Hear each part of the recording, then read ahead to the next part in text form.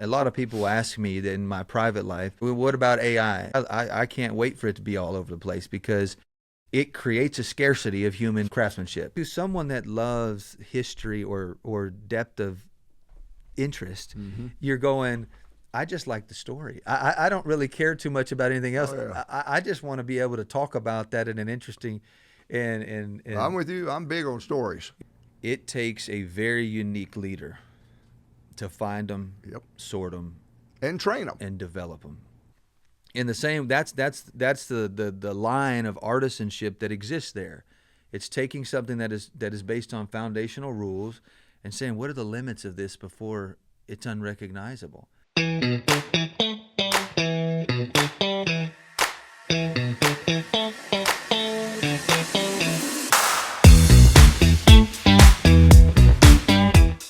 Hey everybody, I am so glad that today we are got a wonderful, wonderful podcast. This is a gentleman that I just recently met, and he has a boot store of all things, and he makes custom-made boots, and it's Parker Boot Company.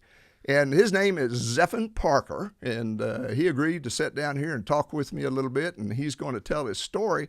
And the thing about it is, he good Texas boy, because he is from Texas, matter of fact. So I'd like to introduce Zephan Parker and let him tell a little bit of his story. Zephan?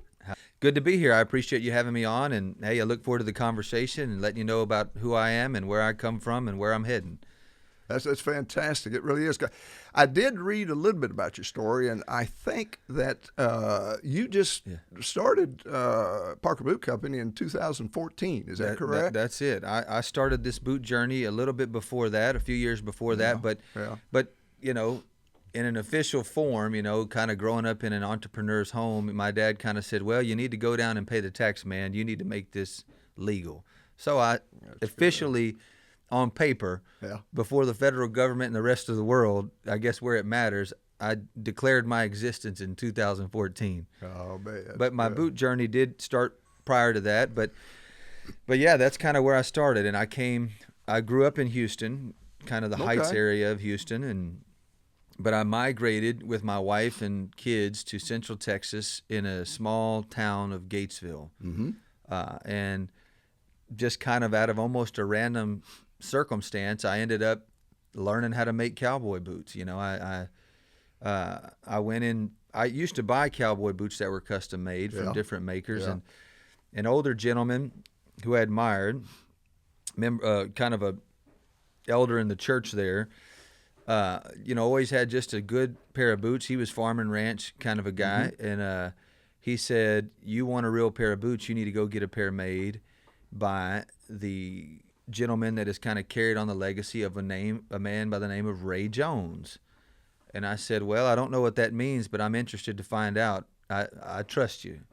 And so that led me into a shop that was run by the name of a man, John Haas. And then that's kind of how the world began for me. And all this was in Gainesville. Yes, it was all in Gatesville, which is South Fort Hood. But Gainesville, everyone mistakes it for Gainesville. So because it's much more, there's a lot more going on in Gainesville than there is in Gatesville. Gatesville has a prison, and it's connected to Fort Hood. And then in Lampasas, which is about 45 miles or so from there, is kind of where my journey began. It kind of took root there and kind of expanded from that day forward. And I kind of came back to Houston. You know, I apprenticed there. I learned how to make boots. I kind of learned the general working cowboy way of making boots. And when I came to Houston, I told my wife, I said, you know, I'm not going to start a boot business. She said, I know you're not. You're going back to work where there's income. But it was cute. It was cute while it lasted, you know, kind of a thing. But I had a window of time between when I got back to Houston and that I was probably going to go back to work for my father. I said, you know, that's my path of least resistance. I'm familiar with the industry. I know enough about it. I can kind of get rolling. And so now let me ask you a question. So what was it that your father did? Was he in the leather business also? No, he was in oil and gas industrial work. Yeah. So when you think forklifts or moving big equipment and things like that. So interesting. Total opposites. But in that home, now I grew up in a kind of 2-bedroom shotgun house, 6 people. But my father was the kind of man that of that generation, you kind of did it yourself. Yep. You know, if you seen something need to be done, you kind of found a way to make it happen. So if that was adding a 500 square feet to the house, well, he was probably going to figure out how to do it himself, at least going to be heavily involved in the process. And so kind of growing up in a world where I kind of learned some of the woodwork, I've learned how to run a welder, I learned how to do these things just by proxy to somebody that was a kind of get it done mentality, kind of not wait around on somebody else kind of mentality. Yep. That kind of led me down that road to kind of be naturally inclined to the connection between mind and hand, which is craftsmanship. You know, the more sophisticated that language is, the greater the craftsman is, right? And then when you mingle that with art, it's artisanship. It takes a little bit different flavor because it's not just executing a task as an engineer, an architect would. It's pushing the limits of what that task can be. And as we had an off-air kind of conversation about graffiti. Graffiti is taking a letter and manipulating it as far as you can before it's unrecognizable as that letter. Mm-hmm. Now, one small illustration of that would be taking an M and flipping it upside down. Well, you can't do that because it's a W. Right. So that's too far. You can't stretch that letter that far if it's not that letter. So in the same, that's the line of artisanship that exists there. It's taking something that is based on foundational rules and saying, what are the limits of this before it's unrecognizable? Because you want it to be recognizable, but you want it to be bent to the degree that it's interesting or someone's own take or style on the thing. Yeah, well, that's fantastic. But I got a question for you. You said that you were raised in the Heights. Yep. And I got a custom pair of boots made from a bootmaker in the Heights, right down from Harold's in the Heights. You remember that? Absolutely, yeah. And so I didn't know, and I don't remember the name of the shop. Do you? Was it Model Boot Shop or was it Palace Boot Shop? Model Boot Shop. That's exactly what it was. Yeah. So the Model Boot Shop, I tried to run down when I got back to Houston. I'm a history guy, so I wanted to run down everything that had existed that was iconically unique to Houston style or craftsmanship. So I was able to acquire some Model Boot Shop things. I was able to, and I learned about all these entities. But the Model Boot Shop had a group of men at one time there, which were the Morado brothers. There were two men that kind of were fundamental in that shop on 19th. And there was a group of Hispanic men in Houston that were really some of the most iconic makers that defined Houston craftsmanship. They are who provoked the founding of Wheeler Boot Company in its secondary form. Its first form was they did repaired other things, and a gentleman came along who provoked the custom boot side of that world, and then later went on to start Tejas Custom Boots. Yes. And then in the Model Boot Shop or Palace Boot Shop, there were a group of men there. Palace was a Greek family, and they were downtown forever. But this group of Hispanic men eventually became Morado Boot Company, which has the son that kind of is still operating in some degree there. But that's the first shop I went to. I kind of walked into that history of Morado when I came back to Houston. In that window of time, I landed there and I began to realize, wait, there's this whole underground world. So I came out of a traditional Texas route of cowboy bootmaking, and I landed in a much more Spanish culture of bootmaking, which is a lot more, it's a lot more romantic. It's a little bit more, think of like the carving on the Alamo doors. Yeah. It's very, very Spanish inspired. There's a little bit more of that bullfighting kind of tension in the process. It's so, but in the background of those shops, I met some of these former employees or children of those employees of those shops. So that's kind of where the pond I landed in here was that world. And it was like, oh, there have been these Houston guys for a long time here. And I learned a lot of tricks to the trade and what Houston bootmaking really is.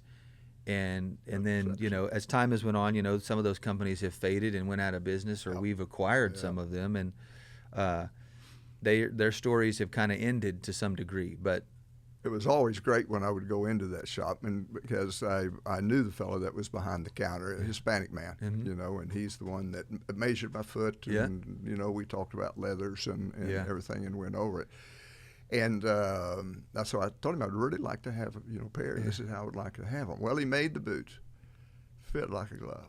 I'm telling you, they were wonderful boots, you know, and because I wore cowboy boots all the time, you know, I'm a West Texas boy. And then I've got a pair of, I'll have to send you a picture of them, a pair of boots that I've had forever.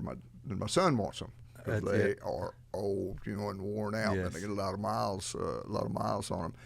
And and I lived in Garden Oaks, right next to the Heights. You know, I had a beautiful home there. And now this is back in 76, 78, I believe, right in that era.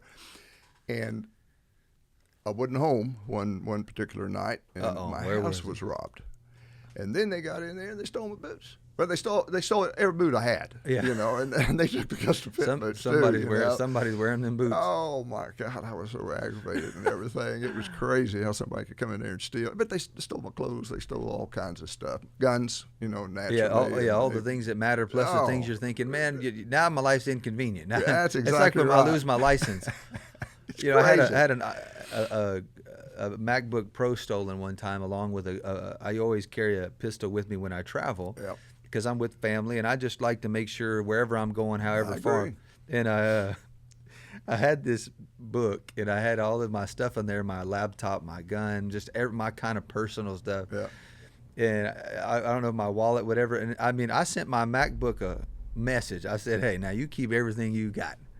But, man, don't make my life inconvenient. Send me that license back, man. I'll meet you somewhere. You can have it. I don't want you send an anonymous. I'll Uber it to me, man. Just don't make me go down to that office over there. That's more punishment than having to buy the Mac. It is. But you know, I just for all you viewers out there, we do live in Texas, so pretty much all of us do carry guns. That is true. It on is. That. Well, and you were talking about craftsmanship. I owned a printing company just not too far from here, and we. About 50,000 square feet. We had 140 employees, just ran around the clock. Now, I grew up in an analog world. Well, of course, now I'm trying to live in a digital world. And printing has changed, you know, drastically. And back then, it was true craftsmen. That handled the presses, handled the letter presses, had the cylinder presses, you know. And it as time went on, it was kind of funny. Things changed, started getting digital, so you know, it was press, and so I needed some. I call them snot-nosed kids, you know, just young kids, and they push buttons, you know, they get up there and do that. But then as time changed, the salary for the craftsman started going up because you couldn't find them. That's right, supply and demand. They just weren't out there, and I think, and I sold my shop, and then the people that have the shop now, I think they've got 3 or 4 craftsmen left. And now when they leave, I don't know what in the world they're going to do. But a true craftsman, whatever the field is, I mean, it is hard to find nowadays. It is. It takes a very unique leader to find them, sort them, and train them, and develop them. And by the grace of God, I'm not saying I'm special, but maybe I am. But I have been able to refine that process of developing them out. And I find, and I mean, I'm telling you, when I say I find these craftsmen everywhere, I mean that. I mean, I have, there's restaurants I go to that know my name, and I'll watch that waitress, and I'll say, you know what, you've got something. I want to have you come work with me and just shadow me for 90 days, and I mean, they're everywhere. They're I want to say that they're a lot more common, but there are certain characteristics that you begin to look for that you realize have a bias toward that type of skill set. And it doesn't matter what walk of life they came from. There's some incredibly talented. I've got clients that are some very independently wealthy doctors and have done very well in this, and they're some of the best craftsmen I've ever met. I mean, they're tying flies in the garage, and you're going, this is crazy good. And they're a pediatric doctor. You know, they don't do anything in work that relates to that. And then you find people that come from a much more humble way of life, and you think, these people are incredibly talented. And so I divide people into two categories of craftsmen here. There's an engineer architect mentality, which is it's a high volume craftsman, meaning he needs more processes in his hand more frequently that he can do perfectly to feel justified in his craft. That's somebody that needs to take a repeatable process and do it perfectly every day. So, and they need volume to do it. They one thing over a week would drive them crazy. They wouldn't do it.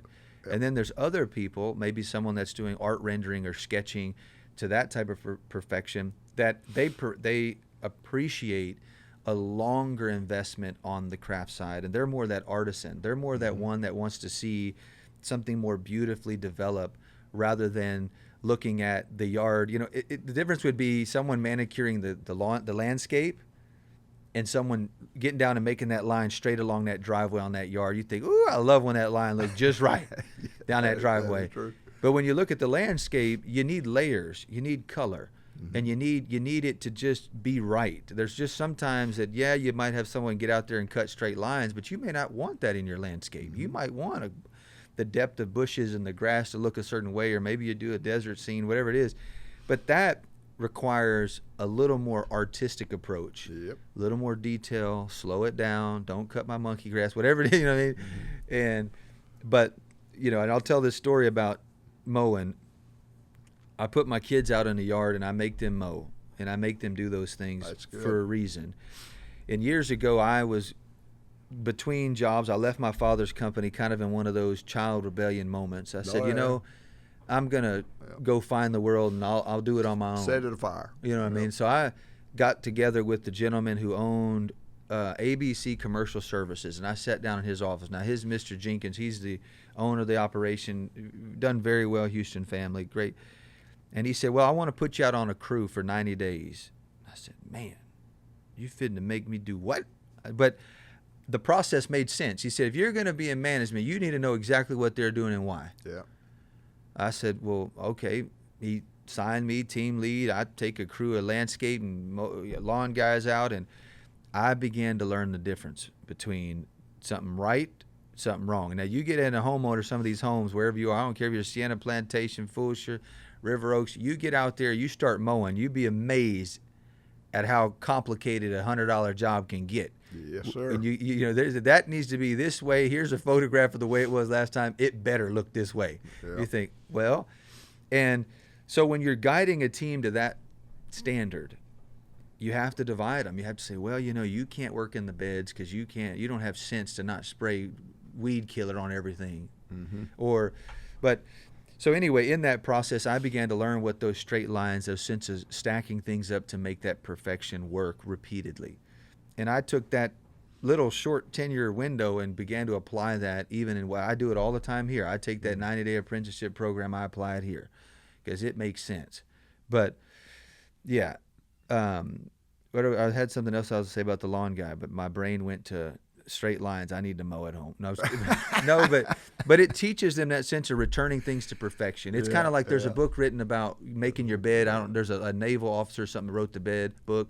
Great book. And there's great speech. I don't know if you've seen him on YouTube, I think. And the similar principle there is you got to return things to order.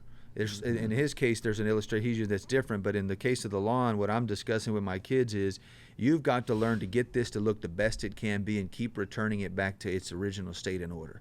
And it needs to be right. Yep. And that connection to that malleable but returnable thing helps them realize I need to be disciplined. I need to focus and begin to keep things tight. If not, things in life get out of control. Oh, totally out of control. Especially women. No, I'm just kidding. I'm just kidding. But I do have a question. Just a while ago, you brought up a customer of yours. He ties flies. Do you fly fish? Are you a fly fisherman? I don't. I have. Now, I've thrown some flies and tore up some. A bird's nest is one of my favorite things to create out there on the fishing trip. I've got a few of those, yeah. But I have done some fly fishing, and I was fortunate to go to Alaska and fish a bunch of those rivers, and it's a very romantic, but I don't do it as much as I wish because I decided to go into business. Well, you know what I mean? You need to do it. Yeah. I tie flies. That's awesome. I've got me a little fly tying station, and boy, when I sit down there every once in a while, I just want to break. Yes. because you sit down there and then you start thinking about, well, when I was a little boy, you know, and well, what Grandpa said, you know, and then you just get way out there. But it just really, it really brings you back to reality when you can sit there and you can get that clear of a head. But just like you said, being just the pure romance of it. Yeah. I go to Montana a lot and fish up there in the Missouri River and in Colorado, all up in there, and in northern New Mexico, and even here in Texas, up in the Guadalupe. My son and I, we've caught some beautiful trout up there, because they plant the fish, that's up in there. We don't know the difference. Don't know the difference. Don't matter. You're catching fish. Hey, that's like I tell my wife. She said, everybody online is fake. I said, hey, I ain't trying to sit here and be the examiner 103. I don't know the difference. I'm looking through my eyes trying to be a man or a human. I don't whatever that means. I love it. It is. There's a connection there, and in craftsmanship, and there's a pattern. Yes, and you've got to stay with it. Yes, your flies aren't going to catch fish. Exactly. And those patterns, people underestimate society patterns, life patterns, cultural patterns. Entrepreneurs break the patterns, but they have to abide by a system of rules. And as you yourself know, when you go into venture into business, you do these things. You're developing, you're building, you're growing, you're finding what works, what doesn't, and what's new, and what But in craftsmanship, those patterns are what keep them focused. They're what direct the behavior to focus on what matters, which is the goal. Because all craftsmen will take left turns at every time they get a chance, whether that's mental distraction, physical distraction, discovery of process, other processes. So we have to create these systems that say, hey, here's our roadmap, here's our goal. How do we leverage that skill set to where it's advantageous both for them financially and to the brand itself? But it's amazing. I often get this question, and this, you talked about a digital world earlier, and a lot of people ask me that in my private life, church or wherever, what about AI? And I say, I can't wait for it to be all over the place, because it creates a scarcity of human craftsmanship. It will inevitably do that, as it already has. Mm-hmm. It will get worse. With that scarcity comes the demand of interest. Yep. People are going to want to connect again, kind of like tying the fly. Mm-hmm. Eventually you'll have a garage full of young men that you might be able to say, this class is $1,000 an hour, and I'm going to teach you how to tie flies because you have nothing else to do because robots are mowing the lawn, right? That's right. But maybe it's not that exact monetary circumstance, but in this world, there has never been a lack of curiosity as to how or who built them pyramids. You've got to stay curious. You know what I mean? We're still looking back, and we're looking. We say, how in the world? Now, we've never questioned who built the ones in Mexico. Have you ever thought about that? I've never thought, but you're correct. I always wondered about that. Some places in the world we say, we know who built those. But you go into certain places and we look at the geometry, we look at the mathematics, we look at the perfection, we question, we think. But with that being said, is that the architecture of human hand and artisanship, whether it's pottery that dictates historical relevance and timelines, is always something the human values. It's something we'll always carry along the way. Yes, sir. Because we're never going back and if we find out a robot created the pyramids, all satisfaction of curiosity is eliminated. Because the beauty in handmade is the impossibility of perfection. Yeah. And therefore, when it's achieved, you think, oh my goodness. When you look out at Mount Rushmore, you think, human beings did what? You're impressed by the conscious awareness of human failure, that when something is made without it, even if it just appears that way, it's inspiring. You think it gives a sense of we can do something more than ourselves, right? Yep. And so I don't think there'll ever come a time in the digital world that sense of inspiration will be lost. That nostalgia in the human heart, I don't think is going to just evaporate, no matter how distracted we become. And no matter how much advanced technology my father has or his business, he still sits on the couch when the grandkids are there and it's the moment. It's the moment. Yes, it is. It doesn't matter if the iPhone's there, the iPad, the YouTube. Yes, those things are contributing to a better, or the medical things that he has access to. Of course, that makes life easier and better. But the idea is it eliminates the distractions to get back to reality. Yep. Is what the proper use of the tool is. Now, kids, the younger you are, the more you use them to get away from reality. Yeah. And I find, like, I'm talking to my dad, I said, you need to go get one of them self-driving Teslas, just to, because you start worrying about, do I want to drive at midnight out to where my brother lives in Magnolia, Montgomery, or do I really want to do that? I understand that. I don't want a chance, making it, where you 70, 80 years, you make 70 years of your life, and then you go, I'm going to just go chance it at midnight on Montgomery on a Friday evening. Right. Yeah, you start going, I'm worried about the dumb decisions of others at that point. Oh, by far. I experienced a lot of that this morning driving in from Fulshire. Yeah. You hit that Beltway or 99, you go, oh my goodness. Where all those people come from, I have no idea. Of course, everybody's moving out that way nowadays. And they just stacking up out there. And I know they got this one section right there close to me, which I used to live in the woods. I don't live in the woods anymore. Yeah. And they found you. This one section, they were building 7,000 homes, and people were talking, wow, 7,000 homes. I says, you got to understand, you take 7,000 homes at a minimum. It's 14,000 cars. That's right. That's 21,000 people. That's amazing. That's a city. And they're going to have to eat. You got to go to the grocery store, right. So you got to build all that up, which they are. They throwing HEBs up out there left and right. Yeah. HEBs having a good old time. Well, they are. They're a good store, too, yeah. as a matter of fact. But, the other thing that I want to talk to you about, just like what you said a while ago, and if you don't stress perfection and following order, it's costly. Yes. Look at all these beautiful skins that you have here. Those aren't cheap. Right. Okay? That's right. Well, if you make a little mistake in there, you got to get another skin. That's right. Because one skin to this skin is not going to match. That's right. Okay? And that's just like I was in the graphic business. Yeah. And I can understand a lot what you're saying there. We would print very large commercial print jobs, which a lot of those have gone online now, but it was nothing to spend like, $30,000 to $40,000 in paper. Yeah. And then run the job, fold the job, ship the job. Okay. Wow. Well, but if you mess things up, that's a big hickey, $30,000 in paper. I ain't happy. Yeah. Several other people are not going to be too happy. But that's the thing, and that's why you stress. Yes.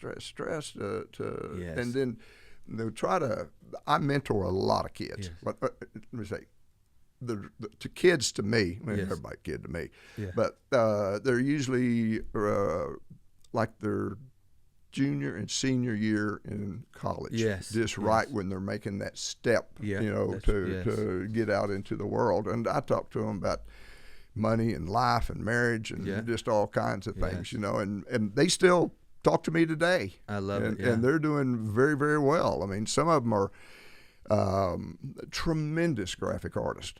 I've got a young lady that worked with me, and just shy as she could possibly be, but she has just blossomed, and she's in high demand. Amen.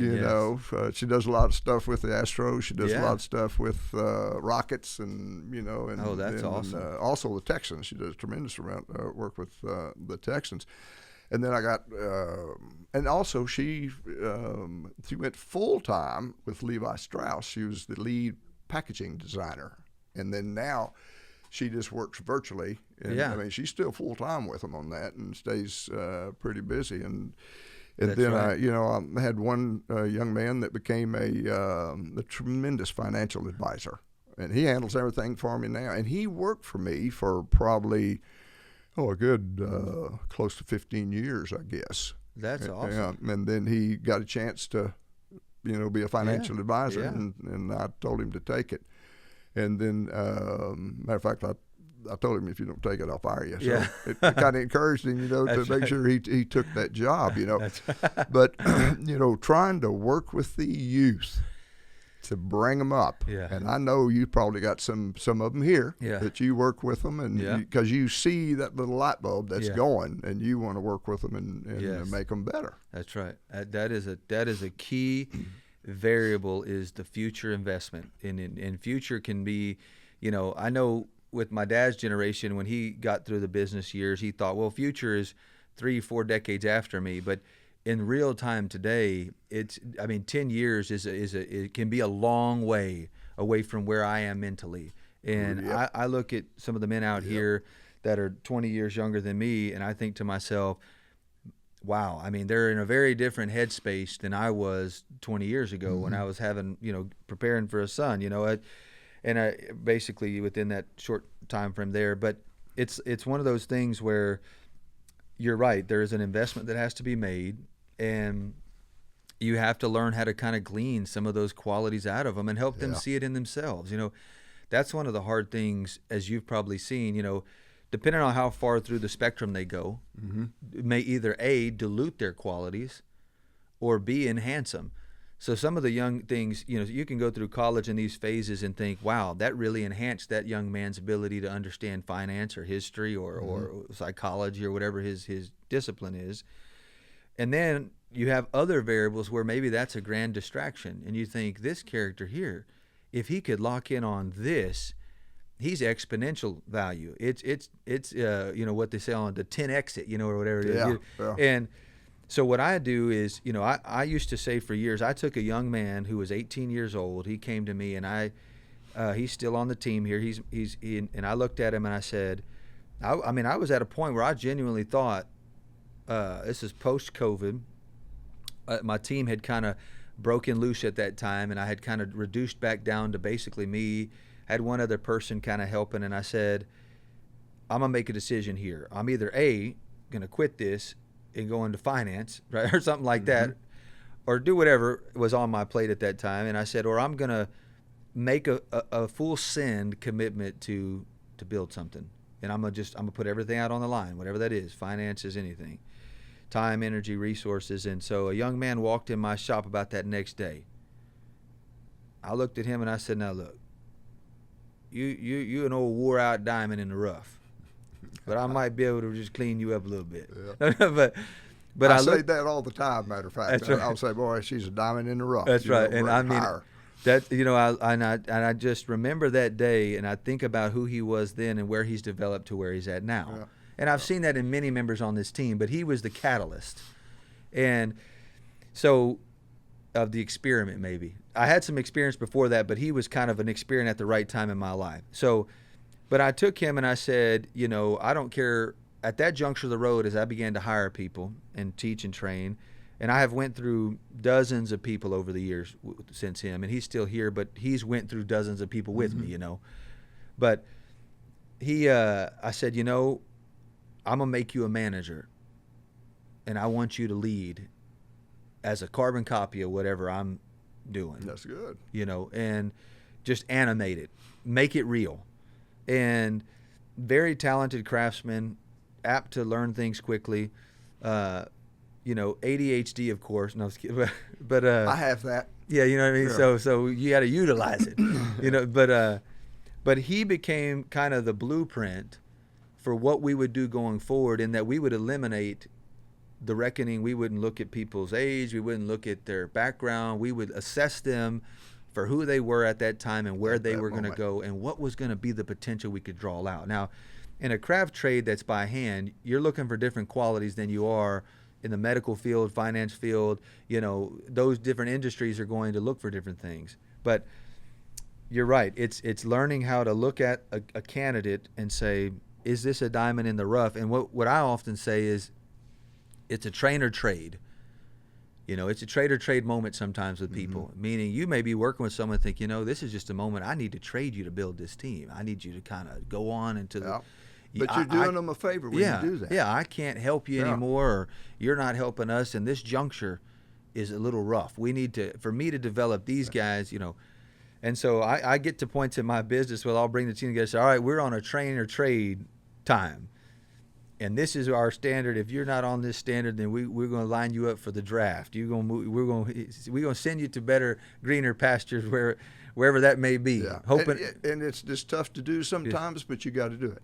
It is. It's part of leadership is, in the modern era, my dad grew up teaching me to be very firm-handed. Rule breakers are chastised. They're criticized. They're humiliated, maybe potentially on the team. There was love, but it was hard love. It was your motor blew up, I'm going to help you, but you're going to know I helped you. And the whole building might know I helped you too. Mm-hmm. Because there's going to be a pressure created that makes you respond to what I'm doing. Now, I'm going to do it for you, but it's not going to be quietly. And that was just that old school mentality he had, wasn't to be punish people, it was accountability. You need to be accountable. 100%. And then in the modern era, I've found you got to tread a little careful on some of that. Egos are shaped a little differently than they were. The way maybe even I grew up with him is to me, my ego was associated with being proud of my parents, what they had done and where I went to church and what neighborhood I grew up in. That was where I kind of felt proud about. Today, people don't have those things to connect to. There have been times in my business, I have 15 members on the team, not a single person has a father at home.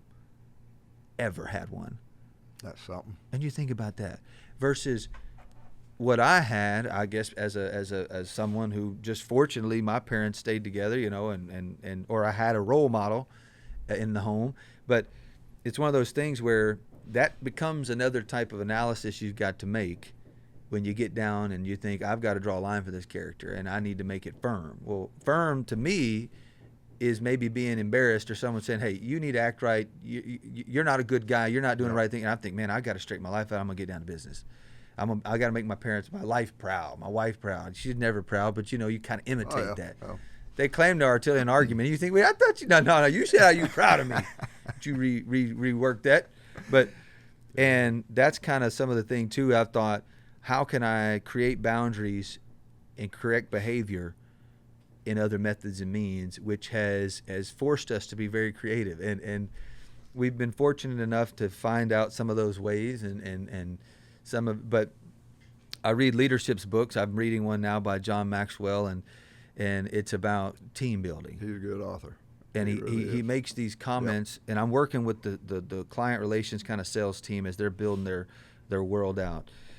And in sales, it's very easy to have one member of the team that wants to go climb the mountain themselves. They see the momentum, and they think, man, I'll tackle this. I can do this. They'll ping off away from the team. And in this book, he gives an illustration about getting to the top of Everest. And he tells a story. There were 50 some odd crews that tried. And what would happen is they'd get up right to that final base camp in the 1950s, and sometimes an old rogue crew of one or two guys would say, we're close enough. Let's take the extra 5,000 feet and let's just get it. We'll be the first at the top. And sure enough, they'd end up dead. Yep. And yet the first crew that went up as a sophisticated crew. They went up the proper way. They kept everything right. They kept the team. The team went up. It was about team success. Everybody from the cook providing the nutrition for the guys going to the peak to the people that were rolling up the bedrolls to make sure that we were actually capable of carrying this the next leg of the race. And it's something like 5,000 people or 300, 500, 600, 800 people that are needed to get two men to the top of Everest. Yeah. It's the logistics from getting it from this town to the food and the thousands of cargo and the backpack, whatever these people are called, that backpack up to there, and then they go down the next crew, a backpack guy. 500 people to get two people to the top. And the man that made it first, in the quote that's used, made the comment that you cannot accomplish a feat like this outside of a tremendous team effort. And you're humbled by the fact that, yeah, I made it here, but did I really make it here alone? I would have been dead like the rest of the guys before me. Yep. Kind of like a guy on the moon or anything you do in life. You need a team, to do it. So we try to create that camaraderie. It's good. As much as we can. That's good. Yeah, it's because if you keep them within the teamwork, everybody tries. Yes. Everybody's happy. Yes. And I always consider myself, I'm really not a leader. I was a listener. Yeah. And, having 140 employees is a lot of employees, a lot of personalities, and a lot of nationalities. Yes. And I had Hispanics, I had Koreans, I had Vietnamese people, I had, just a variety of different cultures. Yes. Hard workers. Yes. Very hard workers. Amen. And I had a lot of women in the bindery area because it was handwork. Yeah. And they're good at that. They're good at that. Boy, they don't miss a lick. And I'd get these other guys on these big presses and, that know everything. But when they push them button and run them things, and there was nothing right about the damn thing. And what I love the most, Zephon, is when Jesse, he was running the press, and the press is $3.5 million press, and it prints both sides at the same time and goes through there and everything. And it's a 29-inch by 40-inch sheet of paper. Wow. There's a lot of text on there. And you're running that at 11,000 sheets an hour, okay? Oh, and my. When Jesse would set up on the press, now this is a Hispanic fella, okay? And he would go up there, and then he'd get the press and get the press sheet out, and he would lay it out there and everything, and then he was looking at it and ruling it and measuring color and everything, and he'd bring me a press sheet, and he said, "Sir, this is not right." I said, "Well, don't ask me to spell it." And so, sure enough, it was a heading on. It was a medical piece, medical form, was misspelled. And it makes you wonder, well, who typeset it? Who proofed it? Well, they didn't proof it and get it all out there. That's right. But and he still works there today, and he's been there. I think he's on his 38th year. That's awesome. Of doing that. That's amazing. But he was happy to come to work. He was happy to help and happy to show people. Never was scared that somebody was going to take his job. Well, number one, nobody wanted his job. Yeah. But he was just a wonderful employee. Yes. And a lot of those employees, the majority of the employees that work for me, I talk to them this day. Yeah. They'll call me, check on me, see how I'm doing. I'll call them, wish them happy birthday. How's your kids? I heard your son graduated from college. And it's just good to have that. Amen. And, instead of just being cursed and they don't care about me. Yeah. And, when I made money, buddy, they made money. Amen. And I passed it out, and it was always fun at Christmas time, and everybody was hollering. But I didn't make any money. They didn't make any money. That's right. And they understood that. Yes, that's right. But so far as me being a listener and not a leader, if there was an employee that went rogue for some reason, it was a new hire. Yeah. They took care of that. I didn't have to go back there and handle that employee. Yeah. I mean, they pretty much assured him or her that they were going to leave. They weren't going to stay there. Yeah. But it was wonderful. I loved being an entrepreneur. Yeah. And I loved talking to all the people and and seeing things be developed. Yes, making things. And my customers were wonderful. Yes. And I still talk to them to this day. That's awesome. And I'm retired from the printing business, and they still give me a call. Yeah, so. And you're right. It's one of those things where I say an entrepreneur. I mean, I realize in that definition, there's variations of that. Mm-hmm. In finance or in real estate investing. I mean, there's serial entrepreneur, and I know there's operational entrepreneurs, which is I'm an operator, right? I'm in here, I'm involved, I'm personal You're with touching the brand. it. Yes. But it takes a special person to do it. You have to have a threshold for patience. You have to be able to listen clearly and understand what's being said, maybe even through what isn't being said. There's times that maybe they're saying things and you're listening going, I really see what you're saying. Yeah. And they're saying something else and you're thinking, I hear you. Yeah. You're seen and heard, don't worry. And being able to transfer that message throughout the brand is how you build a brand of 140 people. It's how people feeling seen and heard. Most people don't mind. I never minded, working for a family member like my father or one of my brothers. I never minded having a leader, so long as the leader knew who I was and what I was doing, where we were all going the same place. And I had a situation here recently where I had a circumstance between some people, and I thought to myself, you can have a follower that's so good at following that he'll follow a leader that maybe isn't But he'll follow all of that to where it cripples his skill set. Yeah. Because he says, well, I'll do exactly what you tell me, even if I'm not looking beyond and thinking, well, I know that needs to be done, but I didn't get told to do that. And that may not be a negative thing, in that he's going to be the best follower, following to the exact detail. And so I liberated that role, and I said, let's break that system up. Let's break that team up and make that individual a leader, a team lead. Let's see what that. And I mean, 24-hour change, totally different human being. That's something. Right? And because now he's following the governing system of the entity that tells the leaders to create their own boundaries, rules, timelines. Now there's a sense of which, great, I can set the bar for myself as high as I want to and create that challenge to get there.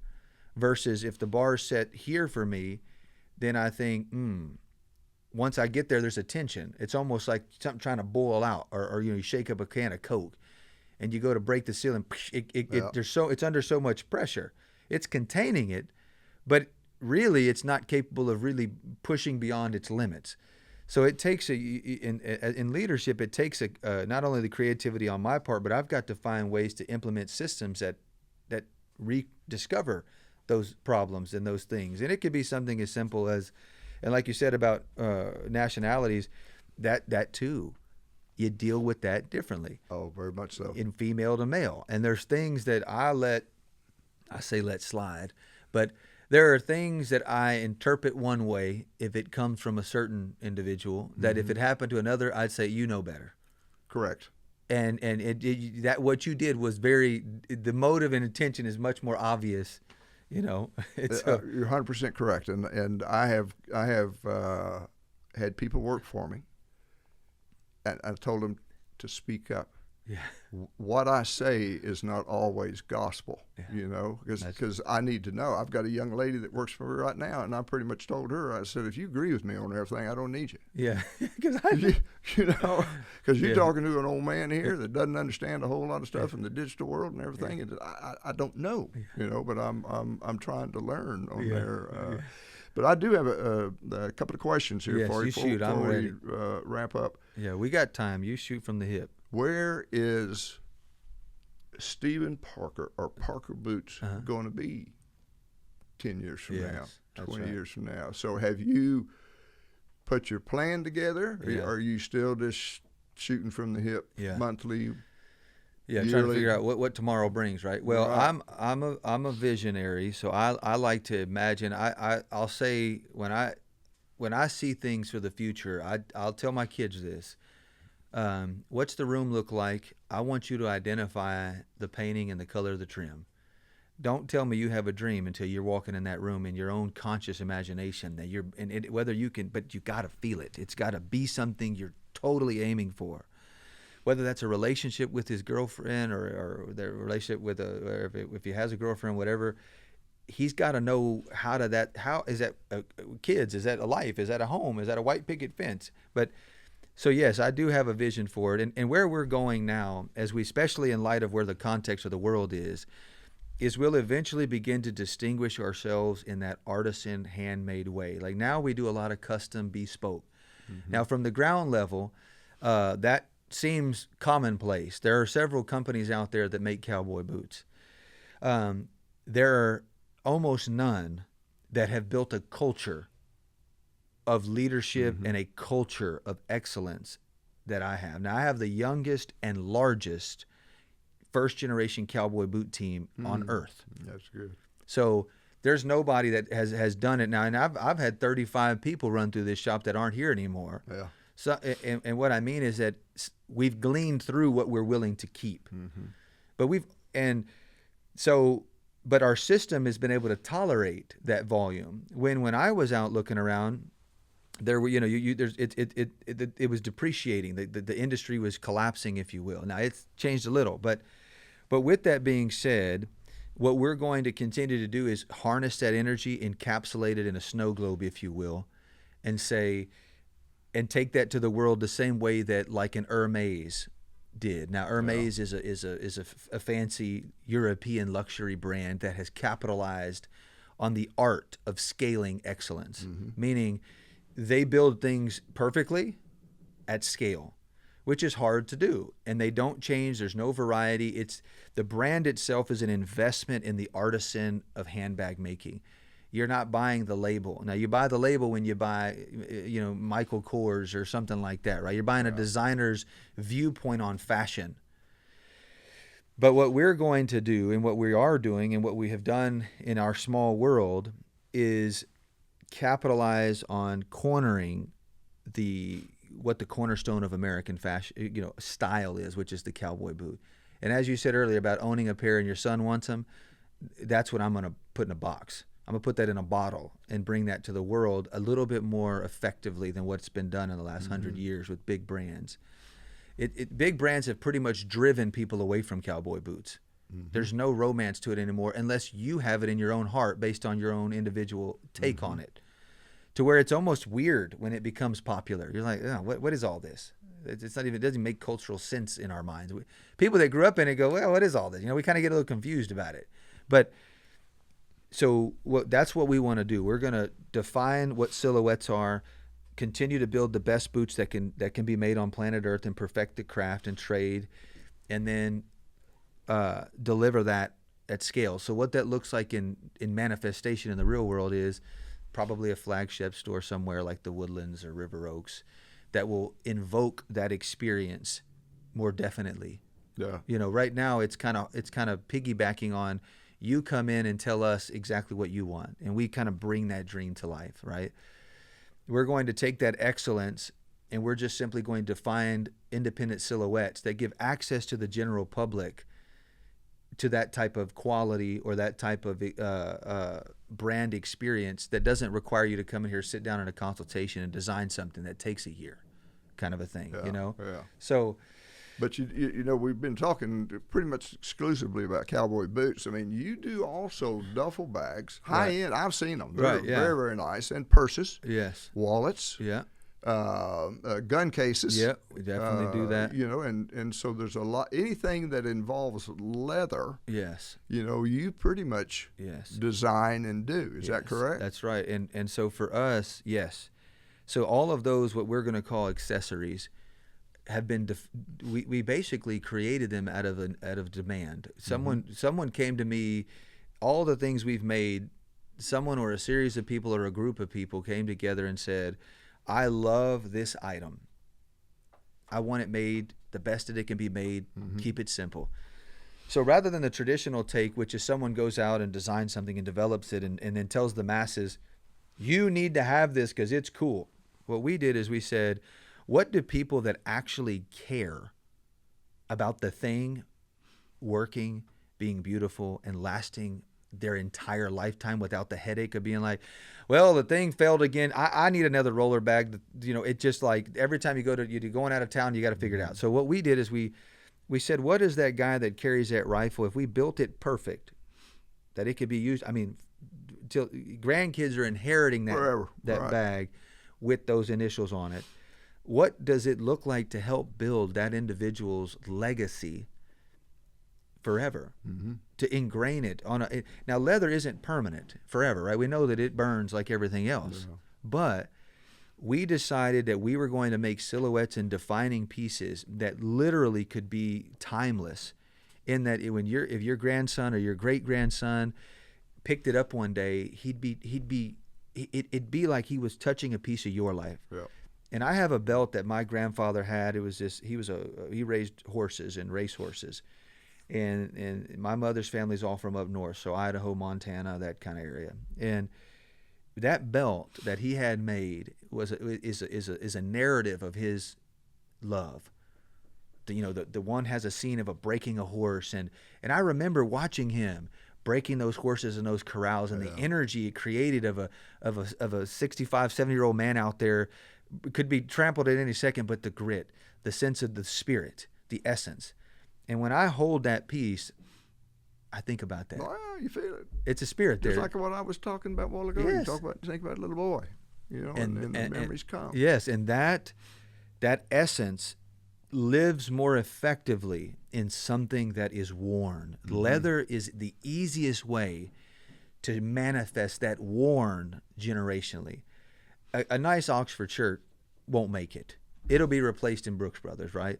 Yep. A fine watch will, still or something like that might make it. It'll make it a few generations.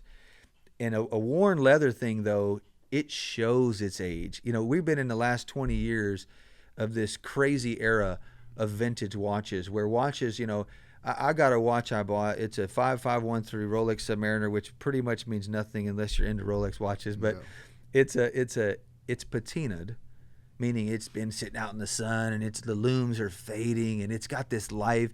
And a friend of mine that I grew up with from a very young age, I mean toddler, he took it out to Disney World and got it in a little accident. You'd say the least. This is before I owned it, and it added to the story.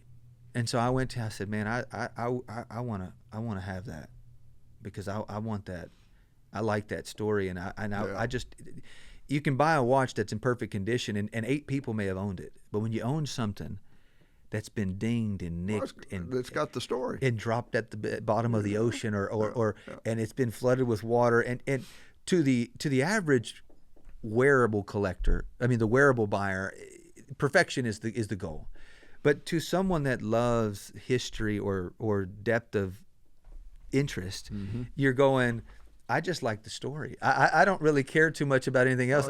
I just want to be able to talk about that in an interesting and I'm with you. I'm big on stories. I mean, I've always got one or two to tell, somewhere in there. It's exactly right. And that happened to me on a Stelzig saddle. I found a Stelzig saddle online years ago, and Stelzig was a Western store here in Houston out on, I think, Hempstead for a while. I mean, they were maybe downtown, I can't remember, but I ran one down on an old post from years ago. An old gentleman had put it up, grandkid put it up, had online. Well, years go by, this fella calls me. I had messaged him on email that I wanted to buy this saddle, but through the website. Well, out of the blue, some mysterious circumstance happened, and the granddaughter or something said, hey, somebody messaged you. They left their phone number. Years later, this fella calls me and says, hey, I want you to come out to my house. We won't talk about it on the phone. I just want you to come out to my house. And this is an old gentleman and his wife. They worked for the government, very sophisticated, amazing life story. I told my wife, well, I mean, I don't know this guy. I don't know if he even has a saddle, but he is an old school guy and said that he wants to just chat in person. And I said, so I'd hop in the car, drive out to the Woodlands where he lived, and I go in his home, and he's got this saddle, and he said, I want you to have this saddle because you have interest in it, and no one else I know does. He said, my dad built this, and he gave me this long history of it, and it was one of the first saddles in the dadgun, the cattle ride in and all that, and where he lived out by the Galleria and rode his horse to the dentist office at the Galleria. It was all dirt road. But he looked at me and he said, it's worth more to me that you're interested in the story than it is for me to sit here and put a price tag on it and tell you need to buy this from me. And he's, you get to a point in life where the financial transaction is something, it's kind of, but that's not the point. Yeah. He was more interested in he wanted me to come out to his house because he wanted to vet me kind of way. He said, I want to, find out if you'll keep it like you say. And so I have had it for years, and I've displayed it here. It's been in much of my photography, and I think he appreciates that when he sees that in a photo or something, he thinks to himself, its story lives on. His father owned it, then he owned it, and the story lives on. 100%. And to him, and I told him that when I'm done with it, my kids will learn about it, and if they're not interested, I'll do what he was thinking about doing, which was take it to a museum or some local shop, tell them the story, and say, I want to donate this, and meeting him made me realize why many of the museum items you see when they say, I had a family friend in Gatesville that he donated a lot of these pistols from the Rangers to the museum there. But he said, it's not worth anything in this safe. It's a lot of fun to show your 5 friends for the first time. But you then every couple of years pull them out just to make sure they're still there.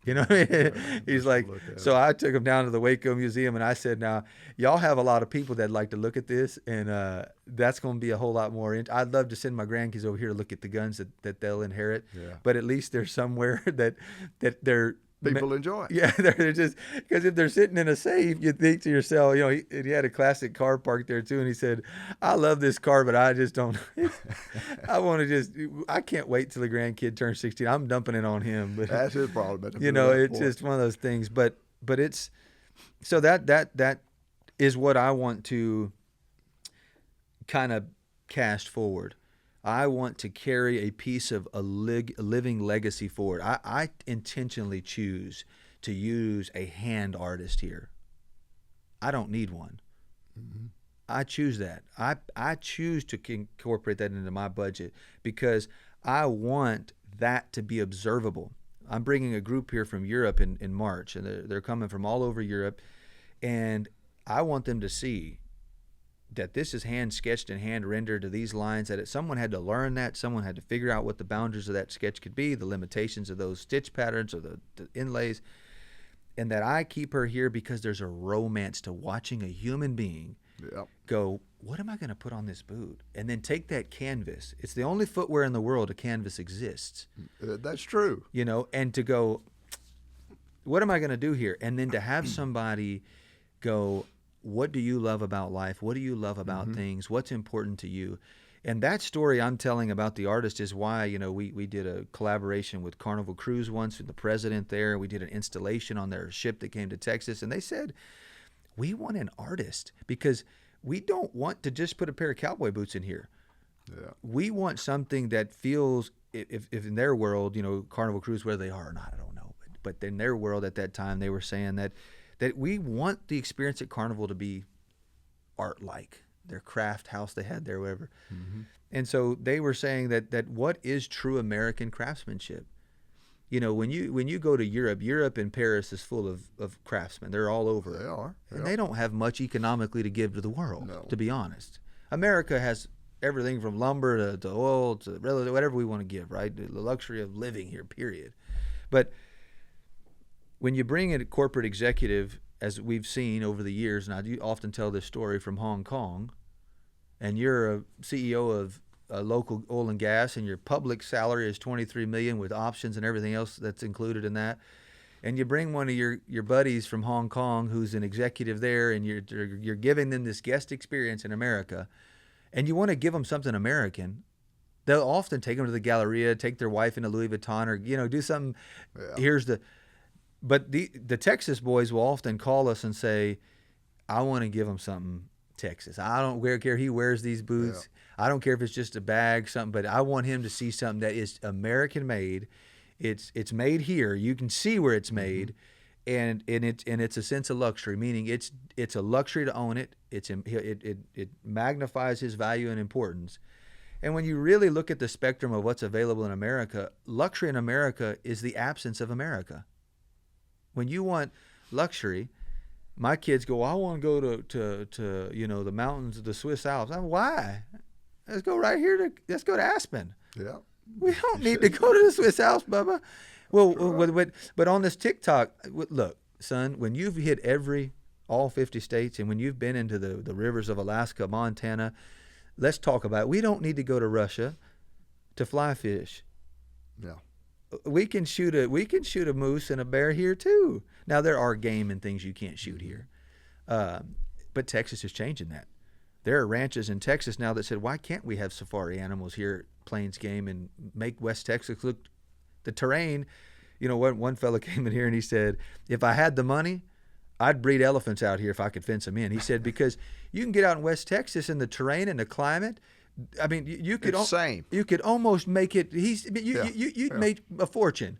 Just I don't know the dangers that'd be involved, and that's probably why he said, But he was saying that you can take Texas landscape, and you can say, I can replicate down to the T many of the things you can find all over the world in just one state. Now you get out of the state, and it's beautiful. Whether you go to, And I was just telling my son, not that I don't like to go out of the country. I think that is fun, and there's a sense of cultural significance there. But I think it's a little odd when you've got men and women in this city that we've worked with that have, I'll call them a gazillionaire, but that's an infinite number. Yeah. Buy anything and everything they want, when they want, how they want. go wherever they want, when they want, how they want. Concierge drivers everywhere they go. Private jets. Their whole life's encapsulated in that. And yet, when they bring somebody here to give them a Texas experience, and they're working for the energy sector of Houston, and they take them to the gallery.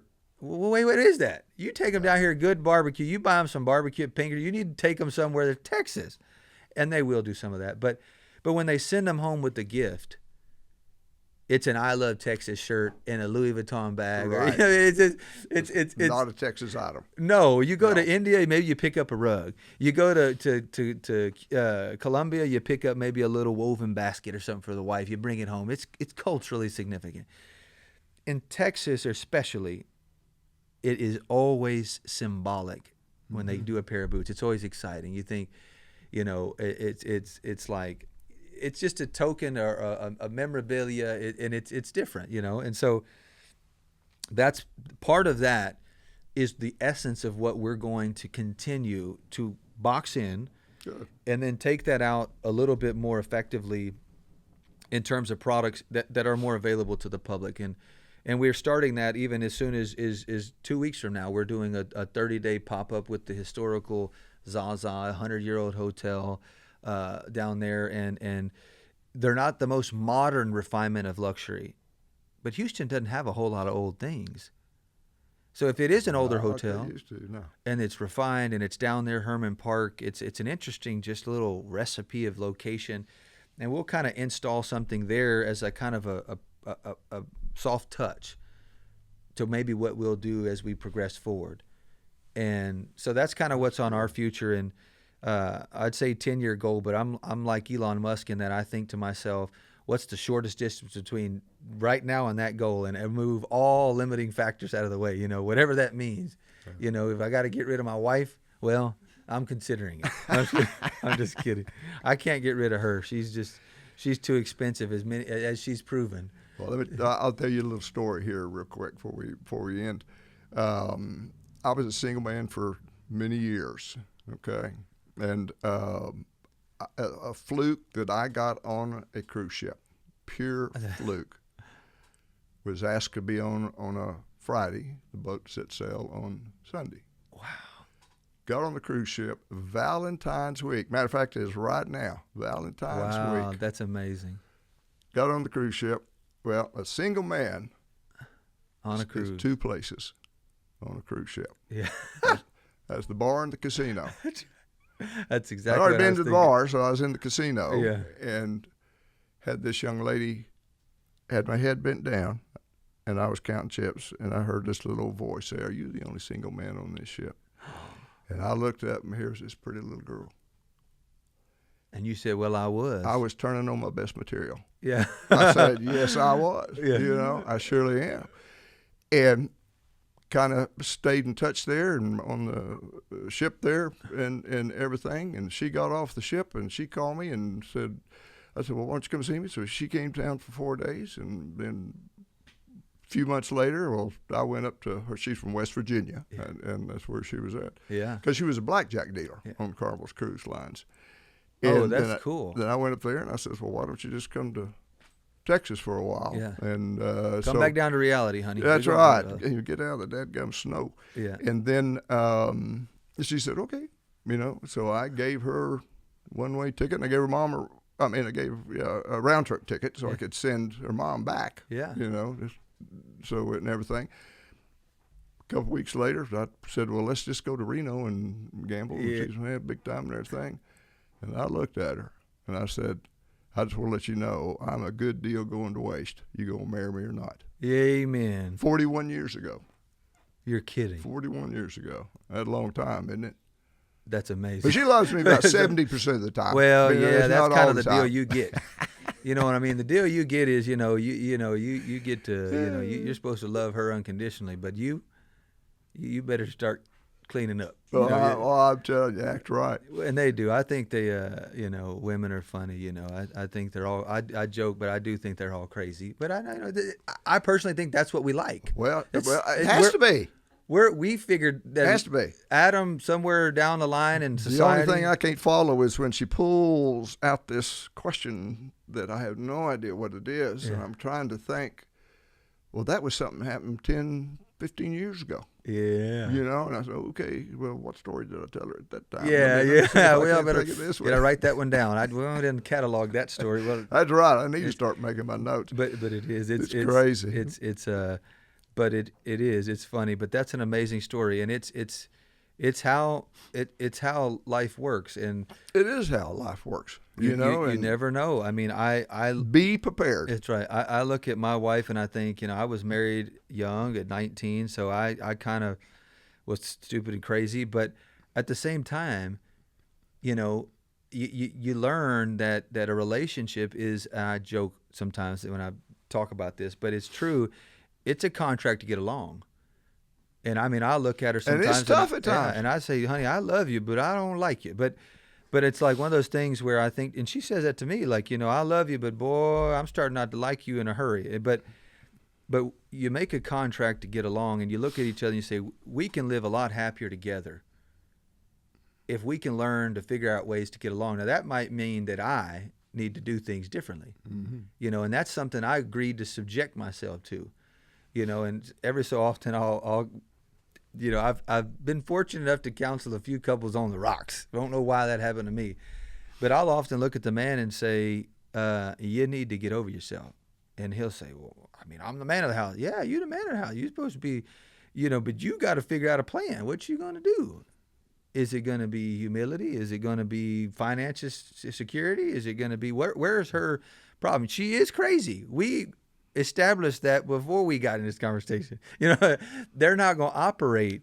We think logically, but it's a blessing, that we're not married to men. Amen. I don't want to nothing to do with that. But also, you need that ping pong table of illogical, you have to. Irrational. Well, you have to. Crazy. No, we could add a lot of adjectives to that. Oh, they my might God, all start becoming the same. That is all tongue in cheek to say that it was designed, but that's what we want. We want that anomaly. That's what I signed up for. Yeah, we want, and it gets finer like a wine, or what if you say, like a fine wine, or a good rolled cigar.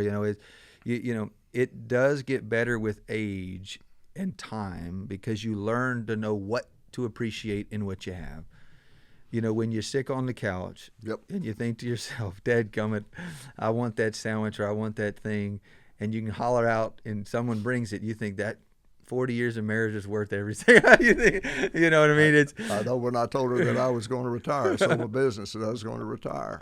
And she said, honey, I think it's great. Just make sure you're out of the house by 8 and don't come over till 5. That's right. So I'm no short order cook. That's right. So, and I don't want to hear what's for lunch. That's right. On that. Well, Zephon, I'm telling you, I've had more fun talking to you. I mean, we could just go on and on and on. We might just have to set up another appointment. We'll talk about some more things, but I cannot tell you how much I appreciate it. Absolutely. It's an honor.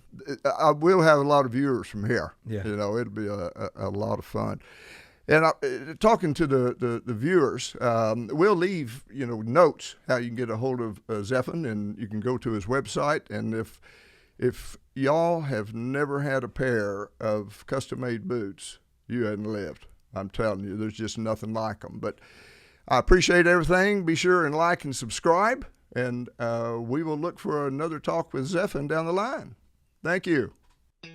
If you're enjoying The Larry Vaughn Show, don't forget to give the episode a thumbs up, subscribe to the channel, and ring that notification bell to ensure you never miss a new episode.